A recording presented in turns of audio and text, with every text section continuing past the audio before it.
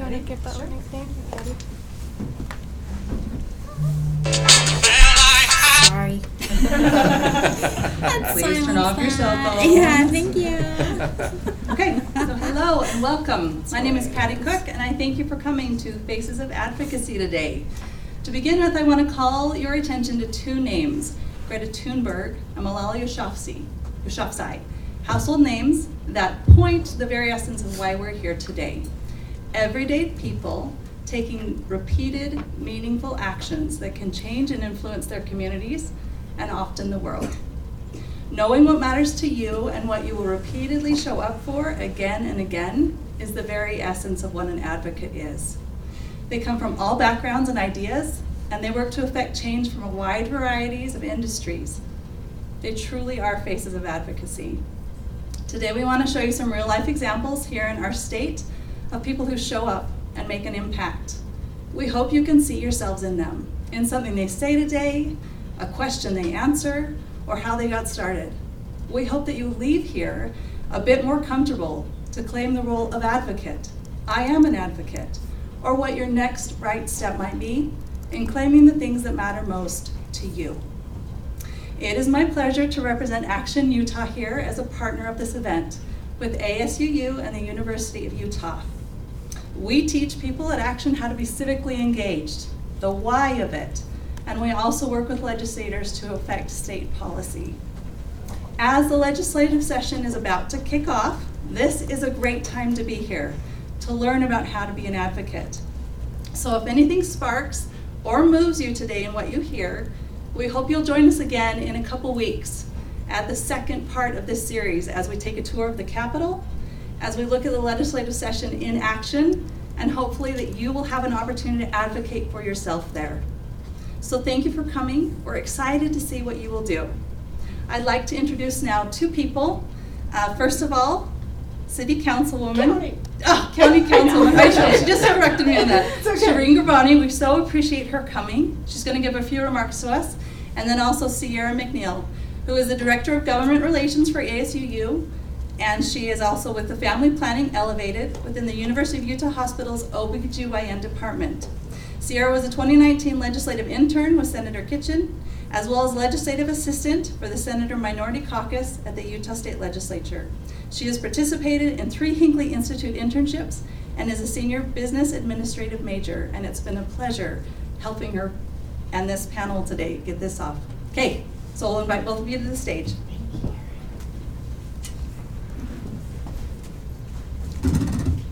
Hey, I'm Shireen Ghorbani, and if you live in Salt Lake County, I have the honor of representing you on the county council. County government is really my favorite place because nobody pays attention to it, but it's a huge impact in your life. So there's a lot of great stuff happening in the county, and one of the first things I want to do today is just extend an invitation. If you have some time on a Tuesday, I would love to have you come and shadow. I'm very easy to find. It's Shireen, Shireen at slco.org, or you can follow me on Instagram, is where I actually am going to spend just a few minutes talking about right now. This is an amazing panel of people, many who I have worked side by side with, out knocking doors or advocating for a particular issue or seeing stand up for legislation that is really critically important to me in this community. So you are in for a real treat. But one of the things that I want to say is that I am trying to do a lot of work to connect you in easy bite-sized pieces back to what's happening in your community. And one of the ways I do that is through Instagram stories. So if you are so inclined, you can find me again, Shireen, Shireen, Ghorbani, Ghorbani, Shireen, it'll start to come up. And follow along in the stories, especially as we head into the legislative session. I am stealing stuff from Action Utah daily to let you know what maybe you would like to be paying attention to and what actions to take. And please sign up for their emails, get involved with them. It is such a good way to learn in really concrete steps how you can make a difference. Never, ever doubt that your voice matters in this state. Today, there are thousands of signatures showing up for the referendum on tax reform, where our state legislature, supermajority Republican, called a special session, which tripled the state sales tax on food. Everyday citizens got organized, volunteered, and collected over 100,000 signatures, hundreds of thousands, but tens of thousands of signatures. And they did it because people got organized. They started to work together across and beyond party lines in really amazing ways. There's so much good work to be done in this state. You matter, your voice matters, and I'm grateful you're here today. Enjoy this panel, you're in for a treat.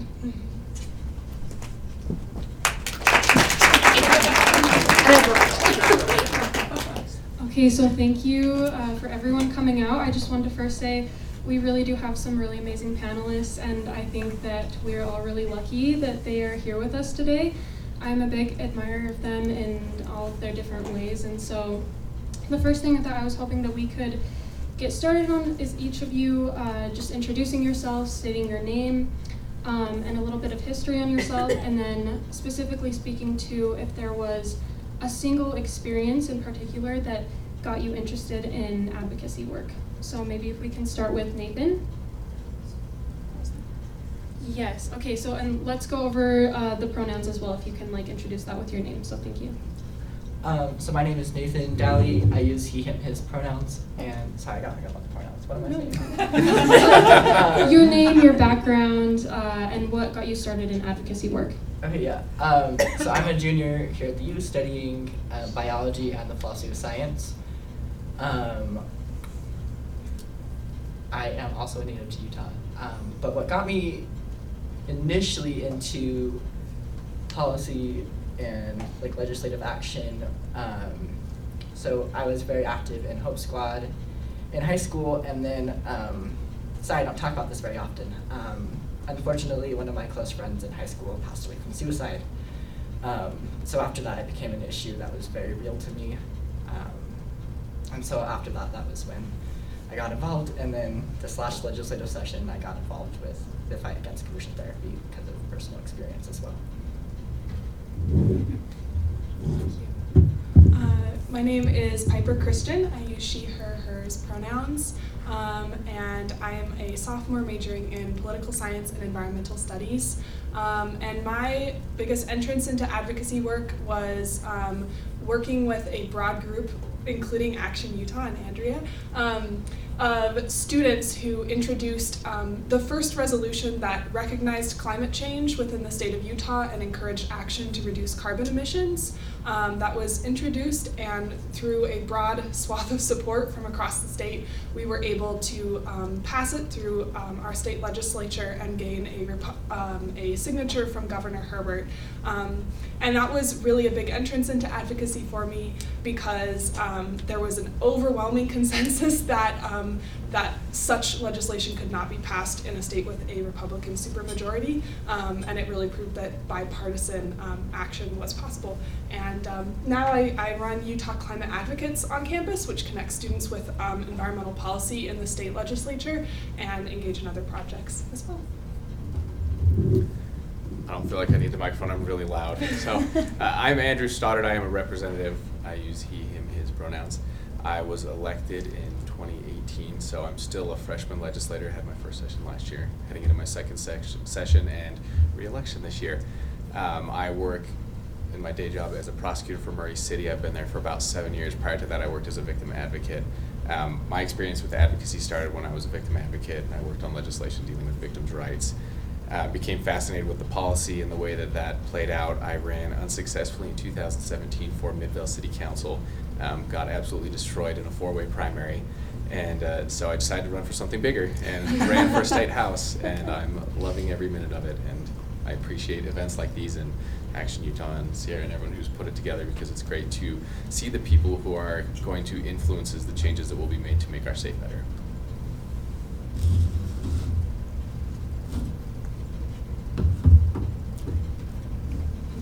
Hi, my name is Ermiya. Is this on? You're getting It's the just on? back. Yeah. All right, perfect. My name is Ermiya Fanaeian. I use she, her, hers pronouns. I am the co-founder of March for Our Lives Utah. I am an appointed member on the Mayor of Salt Lake City's Gun Violence Prevention Commission. I am an LGBTQ advocate, and so on and so forth. What else do I do? I also work on Senator Elizabeth Warren's presidential campaign. I've worked on Congressman Ben McAdams' successful congressional campaign, and I've also managed some local campaigns as well. What really got me involved in socio-political issues, and specifically policy, was my coming out. Because, coming out as a young person, I saw these different political issues that LGBTQ folks were facing, which led me to my advocacy work to protest against conversion therapy in the state. And witnessing those different socio-political issues that even young people and LGBTQ people, but especially LGBTQ young people, were facing in the state is really kind of what propelled me to get involved in policy in our state. So. Okay, yeah, like I said, we have some really amazing people here, and they've all worked so hard on multiple different projects. And so that kind of leads into my next question is, what have you recently been working on? What are you currently working on that you'd like to share with us? So I was actually expecting the fight for conversion therapy to last a lot longer. I'm really happy to say that we're signing that into law tomorrow. So I'm not super working on anything right now. I'm going to be obviously supporting and advocating for, I can't remember which bill it's called. One of the suicide prevention bills that's up there right now. But yeah, that's what I'm working on right now. So I wish I could recall the specific date, but our club, Utah Climate Advocates, is collaborating with a new group on campus through the med school called Utah Clinicians for Clean Air, and we're going to be hosting an event before the end of January, basically doing a lobby training available for students. And then the idea of that is that we can bring students to the Capitol to lobby for environmentally related legislation. One bill that I've been keeping track of, because I've been working with Representative Briscoe on it, is a resolution that supports a clean air and climate change roadmap that was created by the Gardner Policy Institute. And so this is really action that's encouraging our state to take measured action to reduce our carbon emissions. So I'm excited about this session. I'm working on way too much this session. I have 16 bills that I'm working on. A lot of them deal with criminal justice because that's what I know. My goal in criminal justice reform is try to make the system predictable as well as fair. So whether you're going to court in St. George or Logan or Murray or Midvale, that it's the same experience and that it's easier to navigate and that people are treated fairly regardless of their situation. I've got that. I've got 3 gun bills that I'm working on that I'm sure will pass easily. And those are probably going to be the biggest fights this session that I'm going to be working on. On one of them, I'm working with a Republican, hopefully co-sponsor, once he sees the language, to try to get it done because I think that sends a good message. And that's what I've got this coming session. As I said, I'm currently working on Senator Elizabeth Warren's presidential campaign as we get ready to head towards the Democratic National Convention to elect our nominee. So that's currently what I'm doing. I'm also, a huge part of my role on the Mayor of Salt Lake City's Gun Violence Prevention Commission is actually to lobby the legislature to pass these different bills and talking to the legislature about how this impacts us on a city level, how this impacts us when it comes to the different agencies that the city runs. And so I'll be focusing on those bills. I'll also be focusing on a lot of anti-trans, anti-LGBTQ bills that have been introduced this session. So we have a very busy session ahead of us. Absolutely. So that's actually one of the things that I wanted to talk about during this, and that is what issues are you paying attention to during the upcoming legislative session? So this one is a little bit different for me than last year's. Last year's was the first time I was super active. So this year I'm going to be actually covering it for the opinion section of the Crony here on campus. And so I'm paying attention to mostly Representative Dalley Provo. I'm paying attention to a few of her bills, and then obviously the suicide prevention. And I am also very concerned about a few anti-trans and anti-LGBTQ bills. So those I'll be watching on as well. For me, especially as I've gotten more engaged in environmental work, it's become evident how important it is to see the intersections between that work and other issues, and so I'm part of a Gender on the Hill class as well, and so some bills to really keep track of this session. There's a particular bill that aims to create a task force to learn more about issues regarding murdered and missing Indigenous women within the state of Utah. That's actually a particularly significant problem within our state.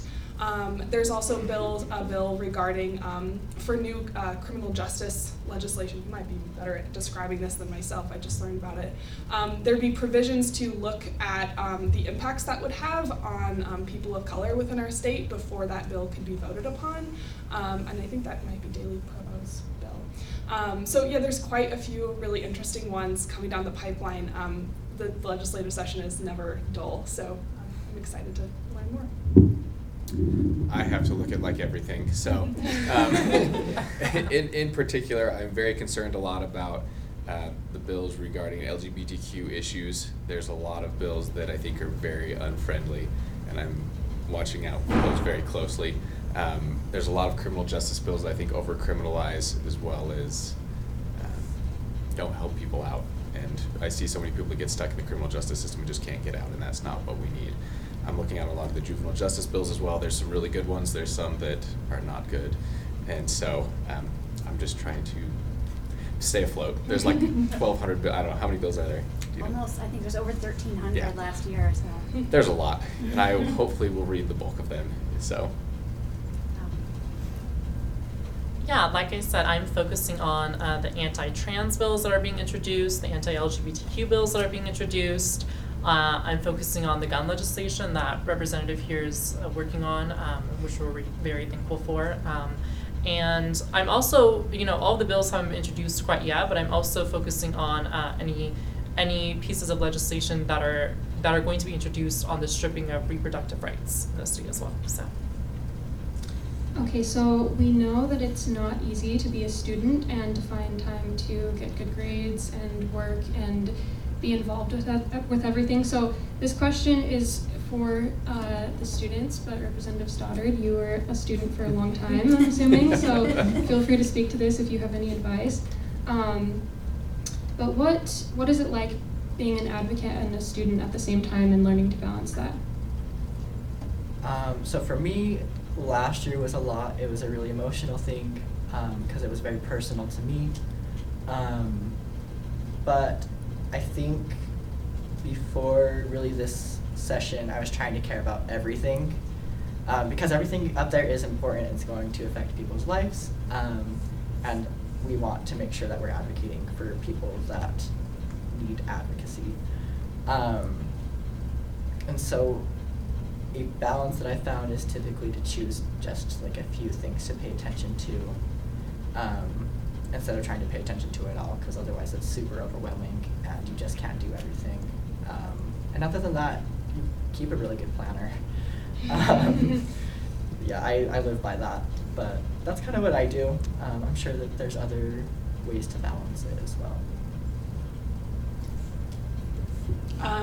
Particularly within, because I engaged in the student climate resolution in high school, and I lived in Logan, so I was about an hour and a half away from the Capitol. So as a student, learning to balance participation in the state legislature and school really came down to realizing there's so many advocacy access points that don't involve going to the state legislature. So we would host lobby parties where we would put every single senator's phone number on the board, on like a whiteboard, and had students call them and just read a quick script, find out if they'd vote for our bill or not.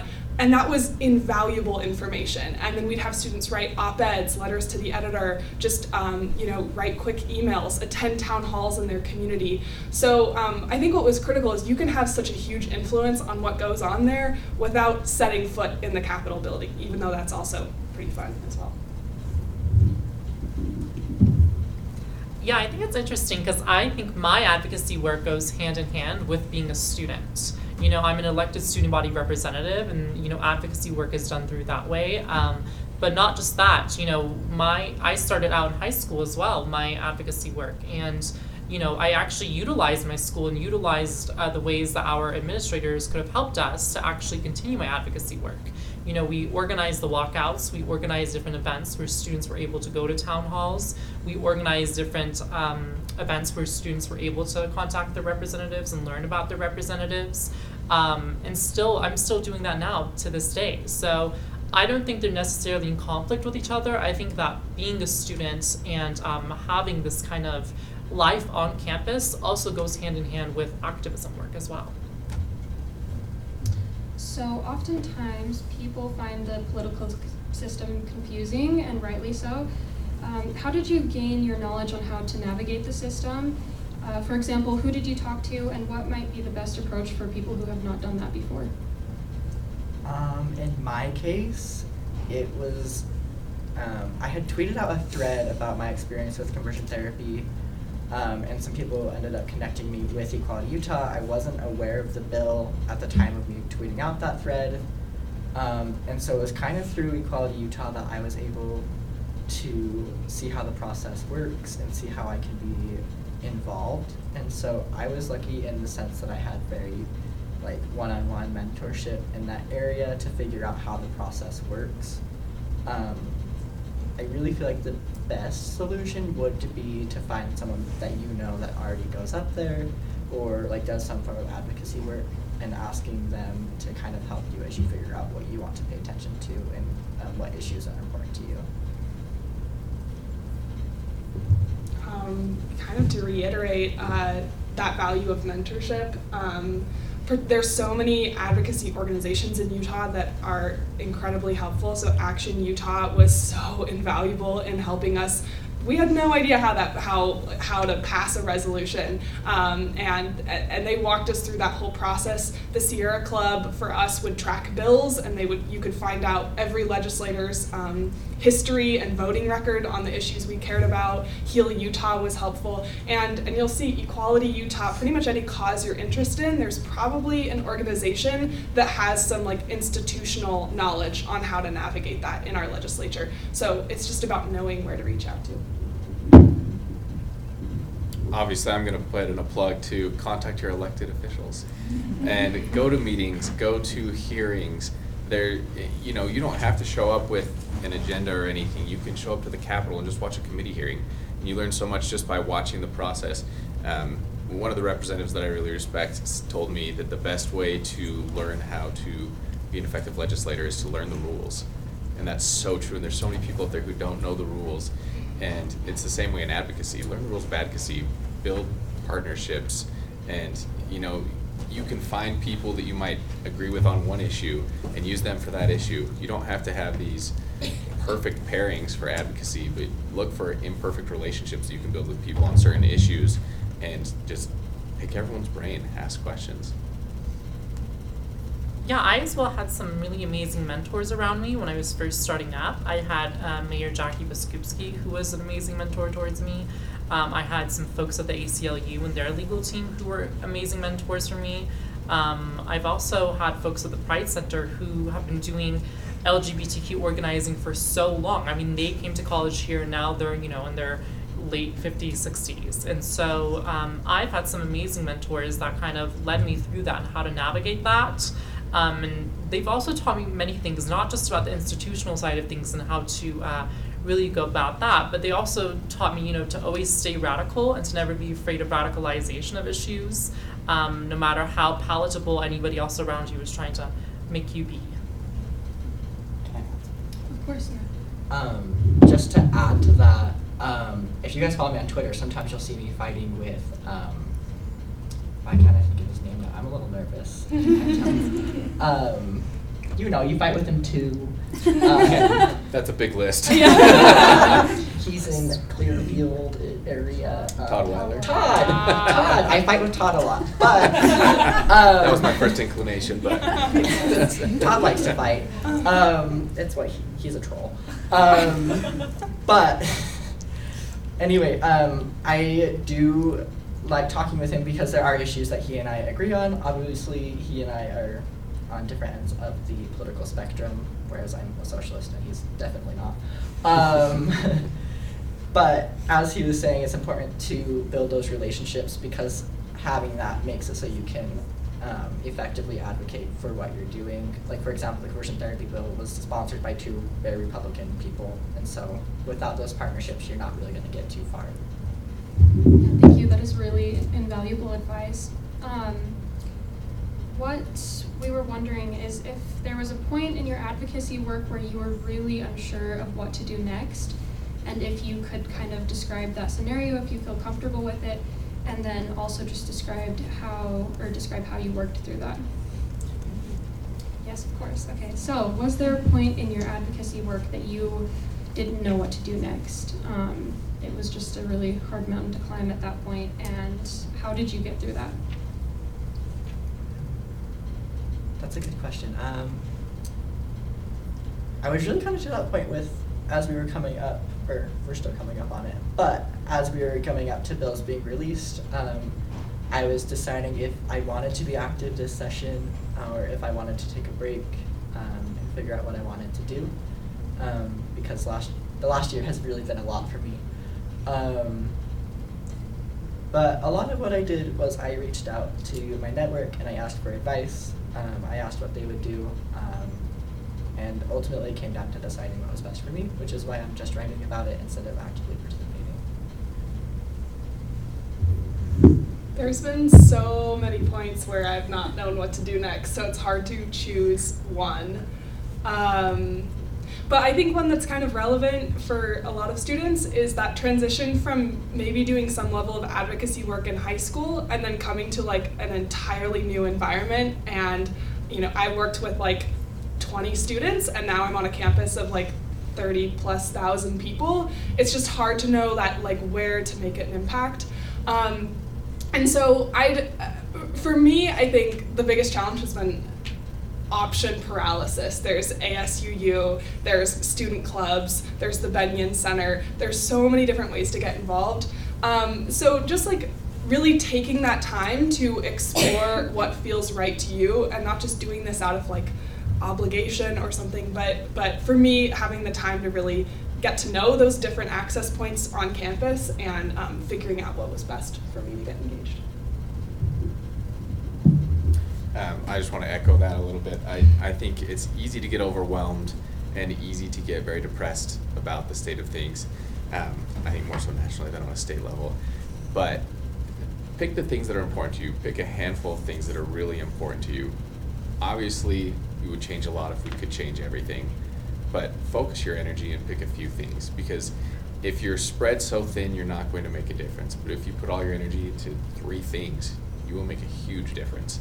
And that's what I've had to find kind of the hard way, that it's easier for me to stay focused on a few different areas of interest that I think are really important for my district, as opposed to trying to change everything. And so if I can be the expert for my caucus on a certain thing, that's what I want to do, as opposed to trying to know a little bit about everything.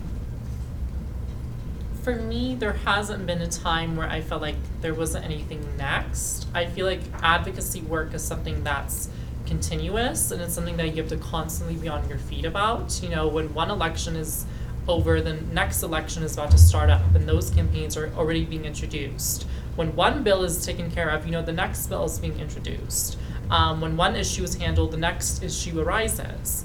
And so I think that advocacy work is this continuous thing where you have to constantly be on your feet. But there's also something to say about, you know, when we're focusing on policy that targets marginalized folks, as marginalized folks, our beings, period, are political. And there's no way for us to kind of strip ourselves away from that and to say, okay, we're going to take a break for a second. No, it's like we have to constantly fight these issues, and we have to constantly advocate for the recognition of our existences. So. Okay, so all of you are at different stages in your education, in your careers, but so far, what has been the most fulfilling part about the advocacy work that you do? I mean, for me, it's been, really knowing that the worst experiences of my life won't be repeated for other people. The other day I listened to a podcast. This guy is 19 years old, a year younger than I am, and he's going through conversion therapy right now. in the state of Utah here in Salt Lake. Unfortunately, the bill doesn't cover him, but it was a good reminder that I made it so, or not just me, there's so many people involved in that. But to say that I was able to make that impact and prevent that harm from other people is very meaningful to me long term.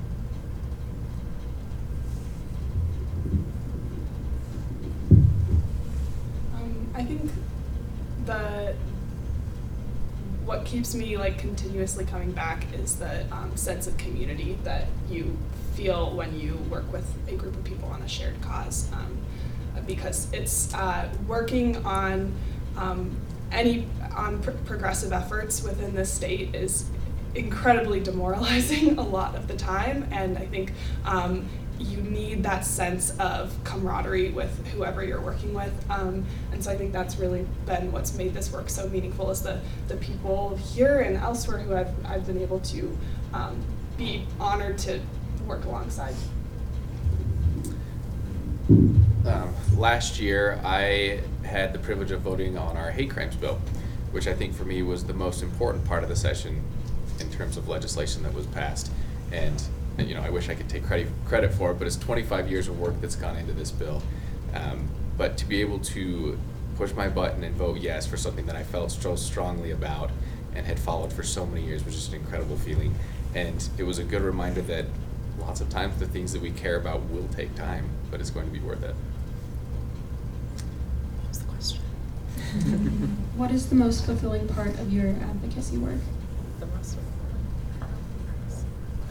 I think, yeah, it is that sense of building community, but it's also like when folks come up to you and say, you know, thanks. Like, I have a young person who's dealing with these issues, who's dealing with these medical issues, or who's dealing with any other issue that you're working on, and they just come up to you and say, you know, it's important for us to have somebody on the Hill advocating for us, because it just reassures you that not everybody is capable of doing this work, and not everybody feels as though they are able to do this work. You know, it's not accessible for so many folks. And so it just reminds you that you need to be there, because if you don't, there are so many folks who aren't going to have someone to look to for hope, right? And so I think it's that sense of hope that kind of just keeps me going, and it's the most fulfilling for me. Okay, thank you. What is something that most people don't know about the work that you do, or the office that you hold, or just anything along the lines of the advocacy work that you've done in the past that you'd like to share with people? Maybe a particular struggle you didn't expect, or maybe a particular benefit that you also didn't expect? If you're ready to go, you can go.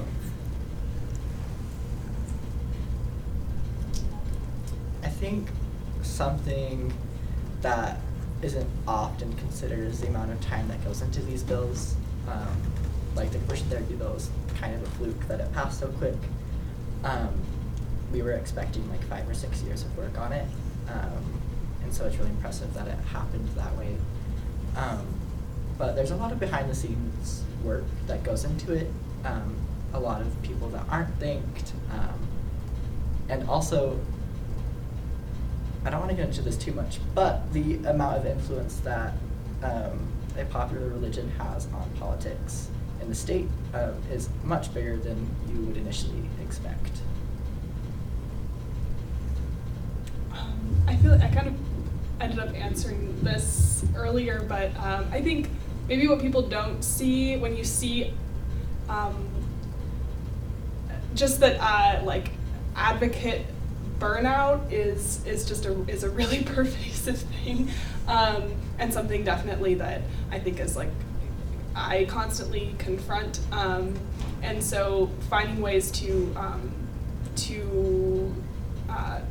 just because of that sense that every time there is a victory, there are 10 other things that are coming down the pipeline that need to be addressed, and so I think that's where that really not brushing off those like expressions of appreciation from people, and really appreciating those that you are working alongside with.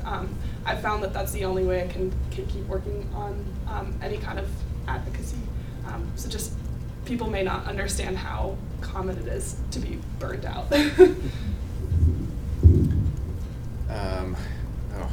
One thing that was particularly surprising to me last session, and I had watched the session for years just as a lawyer, that's one of the nerdy things that we do, and it's easy to be critical and throw bombs and post on social media, but then you get up there and I work with these people, and that doesn't change the fact that they may have really horrible ideas, but I think most legislators are genuinely trying to do their best. And a lot of it may come from a misunderstanding or a fear, and that is the absolute wrong way to legislate on both of those issues. But they're people and should be treated like that. Like I said, I've got 3 gun bills. Just today alone, I fielded 1 really angry texter and 2 really angry phone calls on one of my bills. And last year I ran the same bill and got probably 800, 900 emails on it. And so just as a plug to that, these are people, they're trying hard, and being angry with them doesn't change minds. And so they really are up there trying to work hard to represent their districts. I think especially working on gun reform, you see a lot of the militant side of politics, and you see a lot of people who are prepared to be militant about their views. When you work on gun reform, you witness grown men who are willing to threaten you with weapons. You witness grown men who stand outside of events with their guns charged and ready. You witness that a lot when you work on this kind of issue. And that's not something I really, I didn't think it was ever going to happen to me. I never thought that that's something that I would have experienced. I thought it was something, we would have just read in history books and then we've moved on from it. But when you experience it and you actually understand that these people are standing outside because of what you're saying, it's a whole nother thing. It's a whole nother experience. And I don't think a lot of people really understand that. They don't understand what it's like when you have to be in the middle of all that militant side of politics. And still to this day, I still get threats from those same people, and I still get messages and calls and emails all the time where they're just threatening due to the stance that I take on gun violence prevention. And so I guess that's one aspect of my work that nobody can really prepare you for.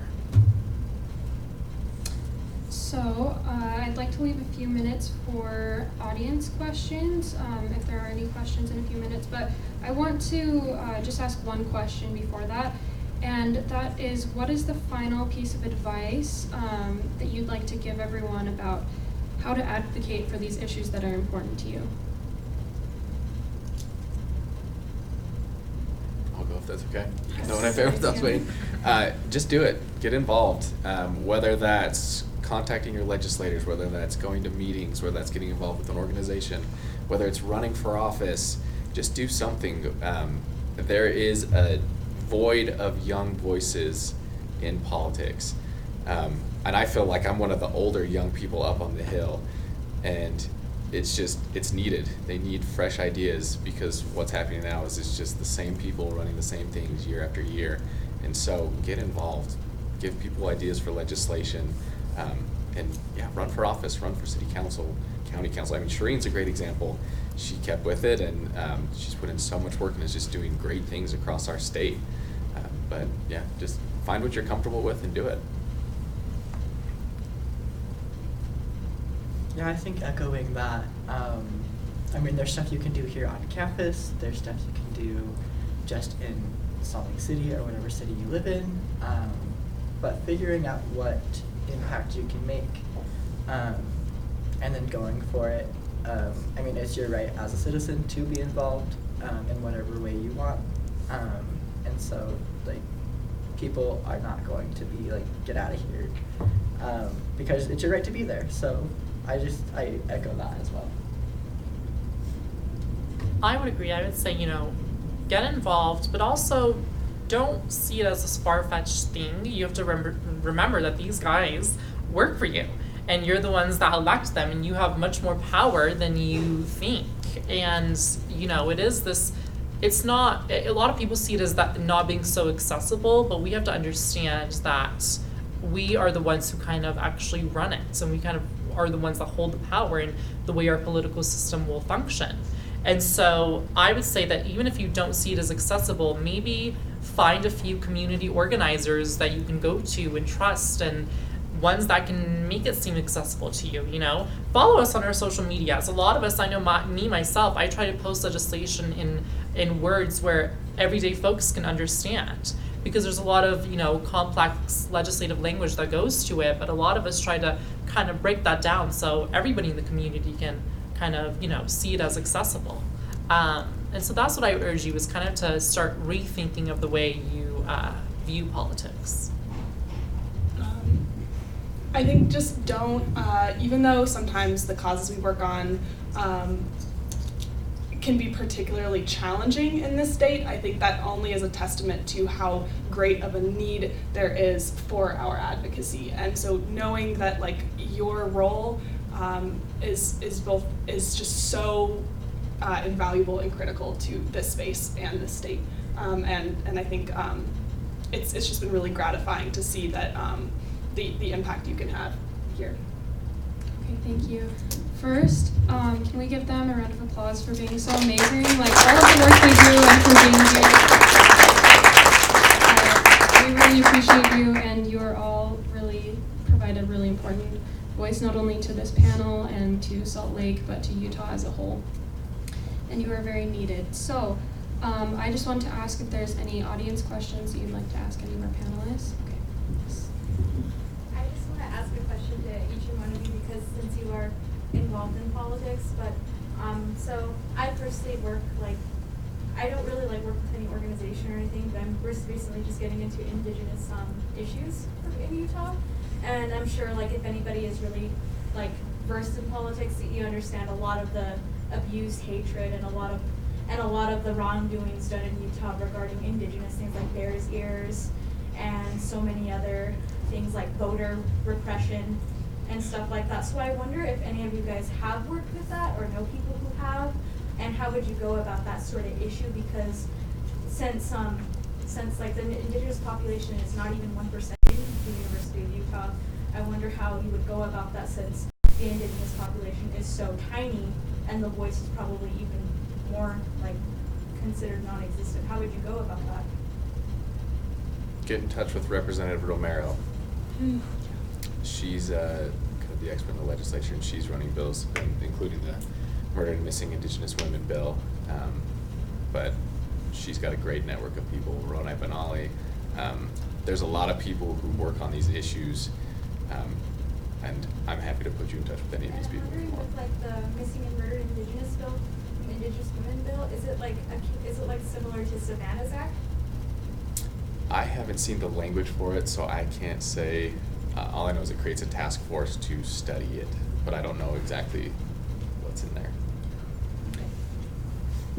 What I can say is I'm sure that my professor would be welcome if you would want to get involved with our classes work, and we go up to the Capitol every Friday, and if you want to participate on that particular bill, I would love to speak to you after. I'm sure you could get engaged in that regard. One thing that I'd like to add is that Representative Romero, she does a lot of work on that. She's a good person to contact, and also Senator Iwamoto does a lot of work with Indigenous awareness bills, and so she would also be a really good person to contact for that. Do you have anything else to add? I think that's great. And I think they would be more than happy to have you shadow them or kind of intern for them during the session to kind of see what that work looks like and who all plays a role in that kind of work. Okay, do we have another question? Okay. You guys are all very involved. And if I was a person who had never done any of this work before, what advice would you have for me trying to maybe dabble or stick a toe into the idea of advocating? Where would you start, and what kind of actions would you do if you roll back time from before you were involved to just kind of experiment a little in those beginning stages, those baby steps? I think the most important thing for me initially was that I had a really good poli-sci teacher who allowed us to explore our views and our opinions in a way that was less biased than I think a lot of people get. And so I think the most helpful thing for me has really been knowing what I value and figuring out how I want to advocate after or using those values.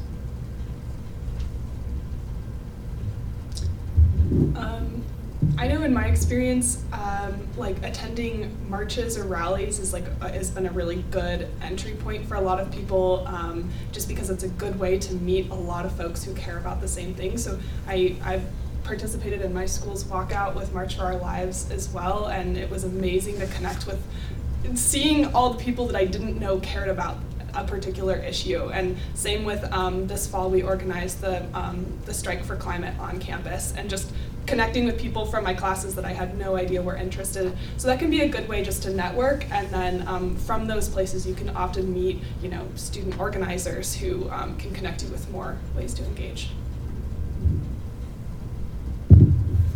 I would say contact your legislators. Obviously, that's the plug I'm going to put. If you don't know who they are, go to le.utah.gov. It's actually an incredible website in terms of bills and what's going on in the legislature. And you can see what people are working on, what legislators have just way too many bills. But reach out to them. And if they don't get back to you, reach out to me, and I will harass them until they do, because they are your representative and they should be getting back to you. And they essentially, like Ermiya said, they have to answer to you because you decide their fate. But I think knowing who they are and them knowing who you are goes a long way in terms of getting involved in advocacy. I would say a huge part of my advocacy work has been studying. Before I really started rallying the troops, what I would do was I would attend a lot of legislative session trainings, just so that I can get a sense of, what the legislative process here in the state of Utah looks like. And like you mentioned, Andrew, I would, and Representative Stoddard, I would actually sit in committee meetings and kind of study the way the meetings would work, as well as just doing my own online research as to how our political system functions in the state. I also did some amazing readings on, I also read a lot of Bell Hooks and a lot of Angela Davis and a lot of these amazing people that were community organizers before, anybody knew what that really was. And so a huge part, I think, of advocacy work is doing that studying. And so just lock yourself in your room and kind of put your head in the books. One last thing that I'd like to ask for anyone here who is, maybe interested in helping you with the type of advocacy work that you do, that maybe you could mention the best way to get in contact with you, whether that be through social media or email, if you'd like to impart that information to everyone before we leave. The easiest way to get into contact with me is either through my Twitter or through my Chronicle email. I can't remember what that one is off the top of my head, but you can find it on my articles on the Daily Chronicle website.